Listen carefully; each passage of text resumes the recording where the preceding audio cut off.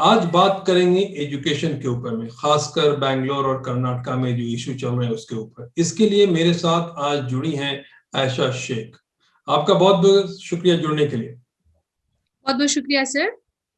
तो इनका 15 साल से ज्यादा एक्सपीरियंस है एजुकेशन फील्ड लाइन में, तो जानने की कोशिश करेंगे कि आज के दौर में पेरेंट्स को कितनी तकलीफ हो रही है और जो प्राइवेट स्कूल के जो टीचर हैं उनका क्या प्रॉब्लम है। तो मैम, आपसे पहला सवाल ये है कि आप थोड़ा सा अपने एक्सपीरियंस के बारे में बोलिए, क्योंकि आप बैंगलोर के स्टेट का भी कुछ रिस्पॉन्सिबिलिटी लेके बैठी हैं, फिर आप एडमिनिस्ट्रेशन में भी हैं, तो थोड़ा सा आप ब्रीफ दीजिए कि आप क्या क्या काम करती हैं।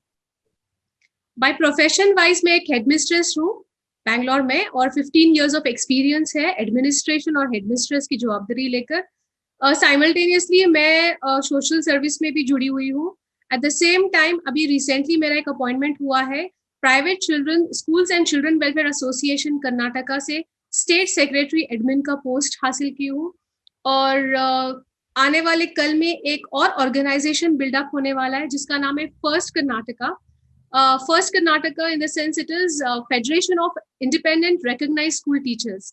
ये बस प्राइवेट स्कूल टीचर्स के लिए रहेगा, प्राइवेट अनएडेड स्कूल टीचर्स के लिए रहेगा, क्योंकि अभी जो हालात चल रहे हैं तो उसमें ज्यादा से ज्यादा इफेक्ट हुआ है only for private unaided school teachers के लिए। तो ये प्लेटफॉर्म अभी हम क्रिएट करने वाले हैं शॉर्टली। तो मैम, आपसे पहला सवाल ये है कि देखिए, कितना महीना हो गया तकरीबन अभी स्कूल को बंद हुए? सर 15 महीने हो गए हैं अभी। 15 महीने हो गए। तो इस 15 महीने में जो प्राइवेट स्कूल के टीचर हैं उनकी क्या सिचुएशन? बहुत बहुत खराब है। प्राइवेट इंस्टीट्यूशन टीचर्स की ही नहीं, मैनेजमेंट की भी बहुत खराब है। मैनेजमेंट्स लो बजट स्कूल्स के जो मैनेजमेंट्स है उनकी हालत खराब है, इसलिए क्योंकि they are on the rent basis, pay करना पड़ता है, बिल्डिंग रेंट बेसिस रहता है, या फिर टैक्सेस पे करना है, या लोन्स लिए हुए रहते हैं उनको इंफ्रास्ट्रक्चर के लिए। तो उनकी वो इश्यूज है, उनका वो प्रॉब्लम है। अगर टीचर्स का मुद्दा लिया जाए तो टीचर्स का भी यही हालत है कि like they have also taken home loans, they have also taken vehicle loans, बच्चों का एजुकेशन लोन लिया हुआ है, मेडिकल फैसिलिटी जो उन्होंने लोग जैसे कि करते हैं ना लाइफ इंश्योरेंस या हेल्थ इंश्योरेंस, वो भी उनका है। तो वो सब चीजों को लेके अगर 15 महीने हो गए हैं तो स्कूल स्टॉप हो गया, तो ऑब्वियसली एक फुल स्टॉप सा बन गया हमारी रोजी के ऊपर। तो इस चीज में आप लोगों ने गवर्नमेंट से भी काफी बातें की थी, तो कोई मदद वहां से आई क्या? सर 2020 से जब स्कूल शट डाउन हो गया, मार्च 2020 से, तब से लेके अभी तक यही लड़ाई चल रही है गवर्नमेंट से। बस गवर्नमेंट मिनिस्टर, एजुकेशन मिनिस्टर और हमारे जो गवर्नमेंट है बस एक भरोसा देते हैं कि आज होगा, कल होगा, परसों होगा। अभी तक कुछ हुआ नहीं है, और हुआ है तो भी बस वर्बल हुए हैं, रिटन डॉक्यूमेंट कुछ हुआ नहीं है। रिसेंटली अभी जो पैकेज रिलीज किए हैं वो भी वैसा ही चल रहा है, बस ओरल वर्बल स्टेटमेंट दिए हैं और रिटन डॉक्यूमेंट नहीं है, जिससे टीचर्स बहुत परेशान हो गए। हमको ये भी पता नहीं है कि वो पैकेज में teaching and non teaching fraternity include है या नहीं। अगर टीचिंग फ्रेटर्निटी इंक्लूड है, क्या वो नर्सरी भी टीचर्स इंक्लूडेड है या नहीं। तो एवरी नाउ एंड देन हम लोगों को ये रूमर्स मिलता है, व्हाट्सएप मैसेजेस मिलते हैं, ये डॉक्यूमेंट को रेडी करके रखिए, वो डॉक्यूमेंट को रेडी करके रखिए, सैट्स में अपडेशन करना है अगर आपको पैकेज चाहिए तो। बट गवर्नमेंट से कुछ नहीं मिला अभी तक इन्फॉर्मेशन, ना ही सर्कुलर मिला है, ना ही कोविड पैकेज 2 में हमारे बारे में डिस्क्रिप्शन दिया गया है।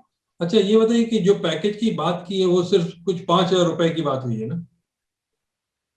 5,000 से 15 महीने हो गए अभी स्कूल शट डाउन होके, कितने सारे टीचर्स की रोजी चली गई है, उनका जॉब चला गया है, उनके घर की हालात इतने बुरे हो गए। ये 5,000 कहीं किसी चीज पे मोड़ पे हम लोगों को एक सिक्योरिटी मिलेगा क्या? 5,000 दे रहे हैं, कौन सी चीज के लिए दे रहे हैं? क्या ये जब तक देंगे जब तक स्कूल्स नहीं ओपन होंगे? ऐसा नहीं है, ओनली वन टाइम पैकेज रहेगा ये 5,000 जी। क्योंकि इसके अलावा अगर गवर्नमेंट राशन किट्स देता हर महीने प्राइवेट अनएडेड टीचर्स के लिए, तो एटलीस्ट कुछ हो सकता था इन लोगों के लिए, इनके घर के लिए, इनके फैमिलीज के लिए। सर ये 5,000 की जो बात है, हम लोग हमारा जो फंड्स है, KSTPF है, स्टूडेंट्स वेलफेयर फंड है, स्टूडेंट्स बेनिफिट फंड है, नेशनल वेलफेयर फंड है, हमारे जो फंड है वही उनमें से निकाल के हम लोग हमारी डिमांड्स कर रहे हैं। हम लोग जो प्राइवेट इंस्टीट्यूशन से जो गवर्नमेंट को पैसा देते हैं हर साल फंड्स के हिसाब से, एटलीस्ट उन पैसों में से थोड़े पैसे रिलीज करके ये जो जिसकी जरूरत है, जिन्हें जरूरत है, उनको पे कर दीजिए या उनको हेल्प कर दीजिए, उनको मदद कर दीजिए बोल के हम लोग ये मुद्दा रखे। बस यही चल रहा है सर, हम लड़ाई कर रहे हैं और ये सुन रहे हैं, बस कोई नतीजे पे नहीं आ रहा। गवर्नमेंट से तो उम्मीद मत ही रखिए तो अच्छा है, क्योंकि ऐसी जो पैकेजेस थी, बहुत दिन पहले इन्होंने ऑटो ड्राइवर के लिए कहा था कि 5,000 रुपए मिलेगा, लेकिन कुछ लोगों को मिला, बाकी किसी को मिला नहीं। तो गवर्नमेंट से ये उम्मीद रखने की आपको पैसा मिल जाएगा मुश्किल है। तो चलिए एक बात करते हैं कि बहुत सारे पेरेंट्स और स्कूल, जो प्राइवेट स्कूल है, उससे अनहैप्पी हैं। क्या कारण है उनको नाखुश होने का? अब यही मुद्दा चल रहा है हर जगह। अभी भी मैं न्यूज देख रही थी तो उसमें प्राइवेट इंस्टीट्यूशंस के बारे में ही डिस्कशन चल रहा था कि पेरेंट्स बहुत नाराजगी दिखा रहे हैं। जाहिज है, उनकी नाराजगी जाहिज है। पहले तो एज अ एजुकेटर या फिर एज अ टीचर या एज अ हेडमिस्ट्रेस मैं भी एक पेरेंट हूँ। अगर मेरी सैलरी नहीं मिल रही है, मैं कहाँ से मेरे बच्चे का फीस पे करूँ? ये भी एक मुद्दा है। वैसे अब इतने सारे टीचर्स हैं जिनके पेरेंट बच्चे पढ़ रहे हैं स्कूल्स में, उनकी सैलरी नहीं हो तो वो कहाँ से पैसे भरेंगे? पेरेंट्स बस अपनी तरीके से सोच रहे हैं, अपनी तरफ से सोच रहे हैं, ये नहीं सोच रहे कि हम टीचर्स भी एक पेरेंट है बोल के। पेरेंट्स का नाराजगी मैनेजमेंट्स के लिए जो है वो 100% इट इज लाइबल, इसलिए क्योंकि गवर्नमेंट ने भी कहा है कि 30% रिडक्शन दे दो 2021 में। हमने दिया है, हमने कोशिश करके हमने 30% दिया नहीं, हमने 40% 50% भी दिया है। हमने ऐसे भी हालात थे बच्चों के जिसके पेरेंट्स गुजरे हैं तो उनको भी हमने free admission, completely free admission दिए हैं। ऑनलाइन क्लासेस भी फ्री हमने कंडक्ट किए हैं। ये जो नफरत पैदा हुई है पेरेंट्स में और हमारे मैनेजमेंट में या टीचर्स में, इसका क्रेडिट मैं जो दूंगी ना वो education minister Suresh Kumar sir को। ऐसा हालात कभी पैदा नहीं हुआ था एक्चुअली। ये हमारा जो रैपो था ना सर, इतने सालों से जो रैपो हमारे पेरेंट्स के साथ बना हुआ था वो बहुत स्ट्रांग था। हर एक मुश्किलात में वो लोग हमारे साथ थे, हर एक प्रोग्राम्स में, हर एक एक्टिविटीज में ये लोग हमारा एनकरेजमेंट बोल के एनकरेजमेंट देते थे, इंस्पिरेशन बनते थे। आज यही पेरेंट्स हमारे अगेंस्ट ठहरे हैं, हमारे अगेंस्ट बात कर रहे हैं।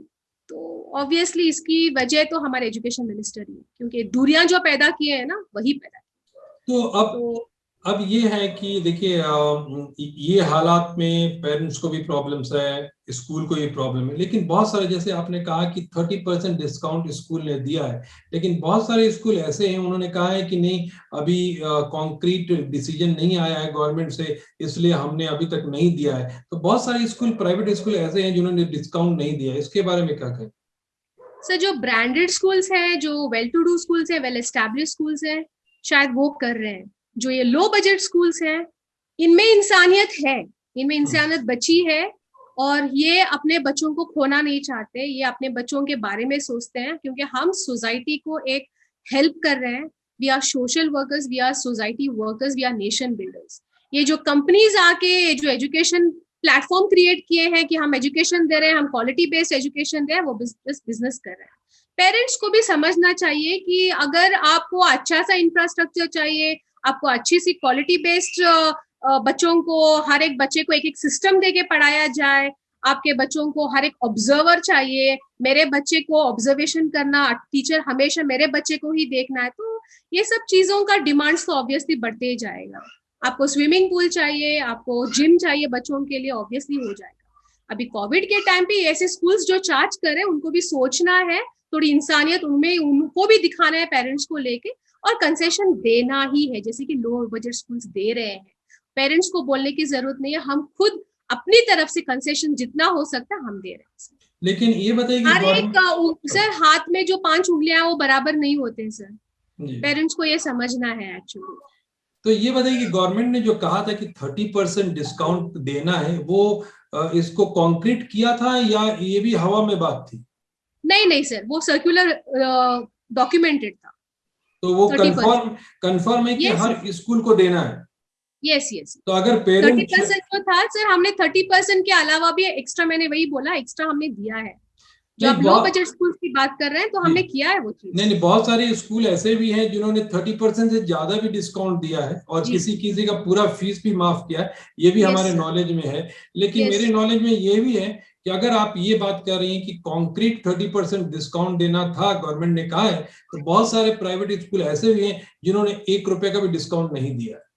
सर बहुत नहीं है सर, बहुत प्राइवेट स्कूल्स वैसे नहीं है, क्योंकि अभी ना अगर आप देखेंगे तो ये जो 1 लाख 1.5 लाख के जो स्कूल्स हैं, जो एडमिशन स्ट्रक्चर रखे हुए हैं, वो बहुत कम पेरेंट्स वहाँ पे एडमिशन करते हैं। पर ज्यादा से ज्यादा रेशो देखेंगे आप तो बच्चे प्राइवेट स्कूल्स, जो अनएडेड प्राइवेट स्कूल्स में है, वो लो बजट जो वेल एस्टैब्लिश्ड हो रहा है स्कूल्स, उन्हीं में एडमिशन किए हैं। देखिए, बहुत सारे जो प्राइवेट स्कूल हैं, अनएडेड है, वो टीचर को निकाल रहे हैं, ये कहाँ तक सही समझते हैं? ये सही नहीं है एक्चुअली सर। इसके लिए मैं अगेंस्ट हूँ। इसके लिए ही मैंने वो फर्स्ट ऑर्गेनाइजेशन जो अभी मैं स्टार्ट करने वाली हूँ, जुड़ गए हैं मेंबर्स, कम से कम 100 मेंबर्स जुड़ गए हमारे ऑर्गेनाइजेशन में। Shortly I will be updating about all that.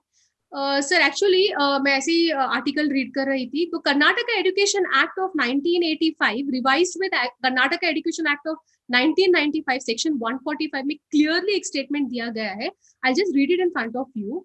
No employee of an educational institution shall resign any time by undated or predated letter. No educational institution shall insist or compel any of its employees to give at any time undated or predated resignation letter. तो ये जो terms and conditions है, employees के लिए भी है, employer के लिए भी है। उनका कोई राइट नहीं होता है कि अगर आपको वो टीचर की जरूरत नहीं है, आप किसी वक्त पे उसको निकाल सकते हैं, ऐसा नहीं है सर। ये टीचर कोर्ट भी जा सकती है, ये टीचर केस भी डाल सकती है आप। देखिए, इस हालात में बहुत सारे प्राइवेट स्कूल के जो टीचर हैं उनको देखा जा रहा है ईएसआई की फैसिलिटी नहीं दी गई है, इंश्योरेंस की फैसिलिटी नहीं दी गई है। तो इसको आप लोग इम्प्लीमेंट कराने के लिए क्या कदम उठा रहे हैं और कोई आवाज उठा रहा है क्या?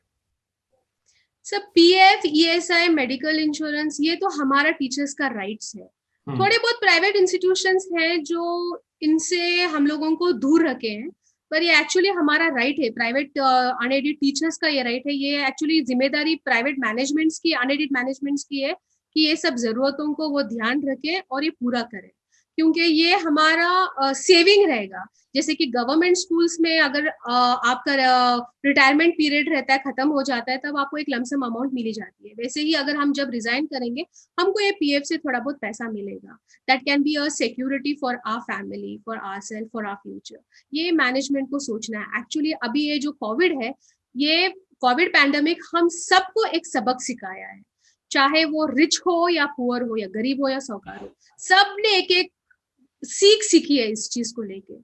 तो मैं गुजारिश करना चाहती हूँ प्राइवेट मैनेजमेंट्स को कि please try your level best to include PF, ESI facility for our private teachers, और ताकि ये लोग अगर रिजाइन कर दें या फिर आप उनको रिलीव कर दें ड्यूटी से, एटलीस्ट वो पैसा रहेगा ताकि वो एटलीस्ट अपनी गुजारे के लिए इस्तेमाल कर सके आगे। तो देखिए अब सिचुएशन तो काफी खराब हो चुका है, आइदर वो टीचर का हो या बच्चों के पेरेंट्स का हो।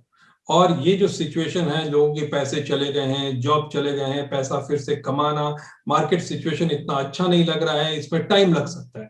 तो ये बताइए कि ऐसे सिचुएशन में स्कूल भेजना बहुत मुश्किल होगा पेरेंट्स को कि पैसा नहीं होंगे, तो क्या लगता है होम लर्निंग जो है ये कितना सक्सेसफुल हो सकता है? मैं आपको बात इसलिए पूछ रहा हूँ कि मैंने इस बात को किसी एक ऑर्गेनाइजेशन से, कुछ लेडीज मिलकर उन्होंने खोला है, मैं उनको सपोर्ट कर रहा हूँ।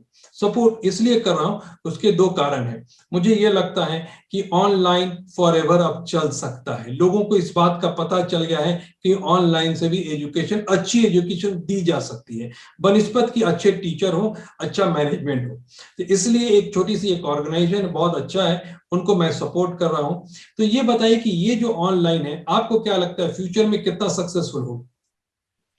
अभी तो ई टेक्नोलॉजी हमारे साथ जुड़ गया है। अभी पहले तो हम इनसे भाग रहे थे, अभी हम लोगों को एक आदत सी बन गई है ई लर्निंग की, ई टेक्नोलॉजी की।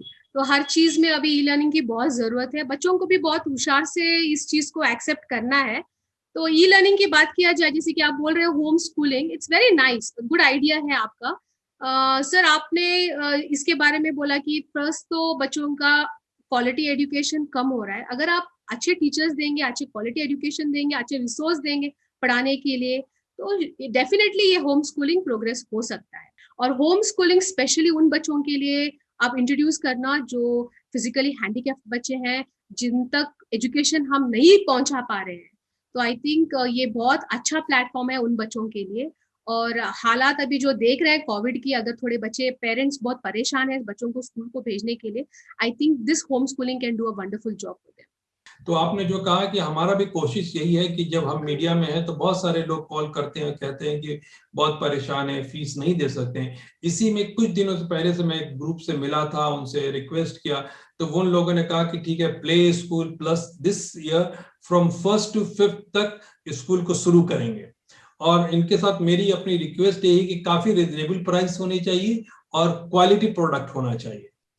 तो इसी वीडियो के साथ लोगों को एक नंबर भी शेयर कर देंगे हम लोग, कि अगर किसी को लगता है एडवाइस लेना है या ऐसे स्कूल के साथ जुड़ना चाहते हैं, वो हम लोगों के साथ कांटेक्ट कर सकते हैं।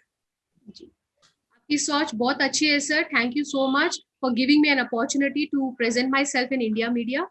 Thank you for answer. Thank you so much. Thank you so much. Thank you so much.